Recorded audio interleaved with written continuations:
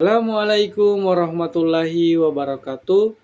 Kali ini saya akan mereview sebuah buku karya sastra Indonesia yang sangat berpengaruh dan menyentuh, yaitu buku dengan judul Ronggeng Duku Paruk, karya Ahmad Tohari.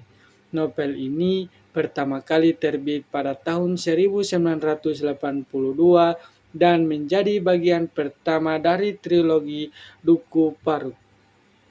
Cetakan ke-19-nya diterbitkan oleh PT Gramedia Pustaka Utama pada tahun 2022 dengan jumlah 406 halaman. Cerita dalam novel ini berpusat di sebuah desa terpencil bernama Duku Paruk. Desa ini hidup di keterbelakangan dan tradisi yang sangat kuat. Salah satu tradisinya adalah kehadiran ronggeng penari perempuan yang dianggap memiliki kekuatan spiritual dan menjadi simbol kesuburan sekaligus hiburan. Tokoh utama dalam cerita ini adalah Serintil, seorang gadis muda yang dipercaya memiliki ronggeng dan kemudian menjalani kehidupan sebagai seorang ronggeng.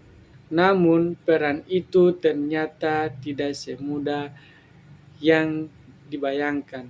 Serintil tidak benar-benar memilih jalan itu. Ia hanya mengikuti tuntunan masyarakat yang menganggap dirinya sebagai anugerah.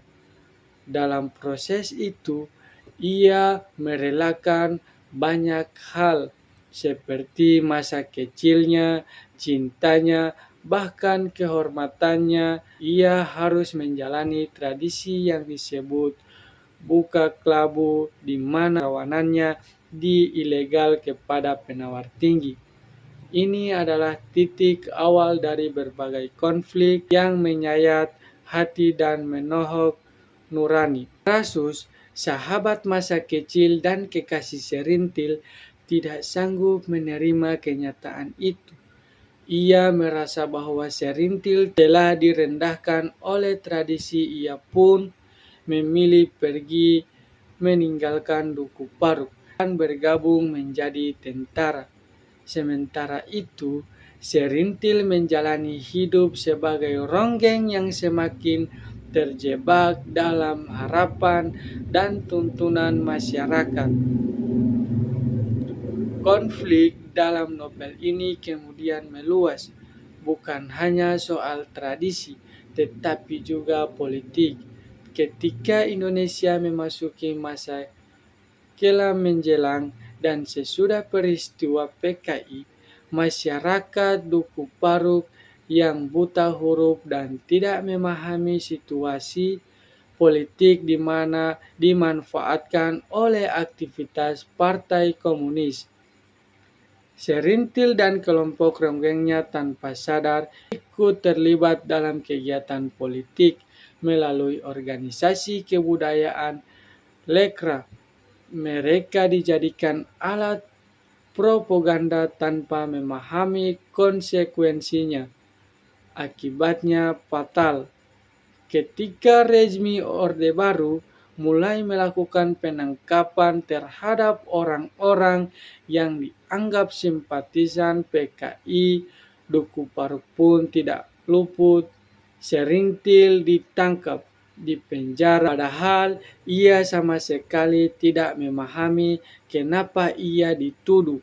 Di titik inilah Ahmad Tohari dengan sangat menyentuh menunjukkan betapa rakyat kecilnya bisa menjadi korban dan kekuasaan yang kejam dan tidak berpihak.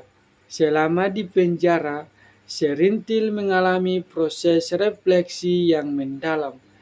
Ia mulai menyadari bahwa peran yang selama ini ia jalani bukanlah pilihannya sendiri, melainkan peran yang dibentuk oleh ekspektasi orang lain. Setelah dibebaskan, ia mencoba meninggalkan kehidupan sebagai ronggeng dan hidup sebagai perempuan biasa. Namun, bayang-bayangan masa lalu tetap melekat. Identitas sebagai ronggeng tidak bisa ia lepas begitu saja. Pertemuan Serintil dan Rasus di akhir cerita bukanlah sebuah akhir bahagia. Keduanya sudah berubah. Rasus kini menjadi bagian dari sistem negara, sedangkan Serintil telah menjadi korban dari sistem itu sendiri. Cinta mereka yang dahulu tulus kini tidak bisa lagi bersatu karena luka yang terlalu dalam dan jalan hidup yang berbeda. Inilah kekuasaan kisah ini. Ia tidak menawarkan akhir manis tetapi kenyataan yang pahit dan penuh renungan. Novel ini sangat kuat secara tematik dan estetika.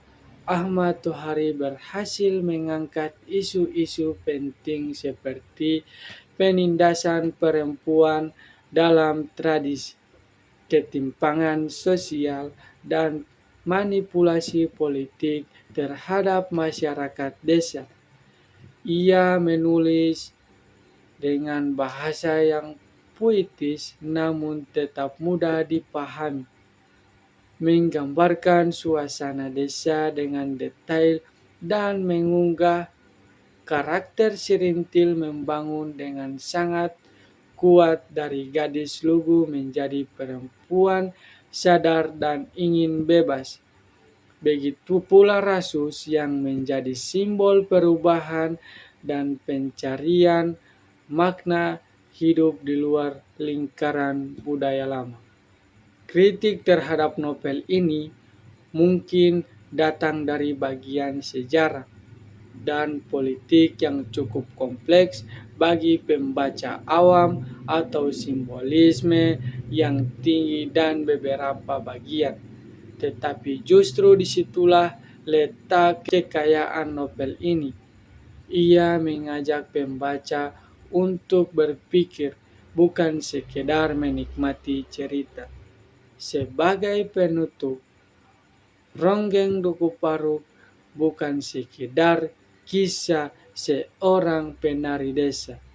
Ia adalah cerminan dari realitas sosial Indonesia.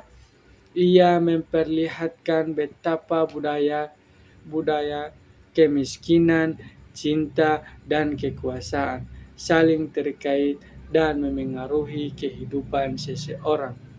Melalui Serintil, kita belajar bahwa setiap manusia berhak memilih jalan hidupnya sendiri, bahwa budaya harus terus dikritis jika sudah menindas, dan kekuasaan seharusnya melindungi, bukan menghancurkan. Inilah karya yang bukan hanya mengunggah hati, tetapi juga gerakan pikiran. Sebuah novel yang layak dibaca oleh siapa saja yang ingin memahami wajah Indonesia dari sudut pandang yang jujur dan penuh makna. Sekian review buku ini dari saya. Wassalamualaikum warahmatullahi wabarakatuh.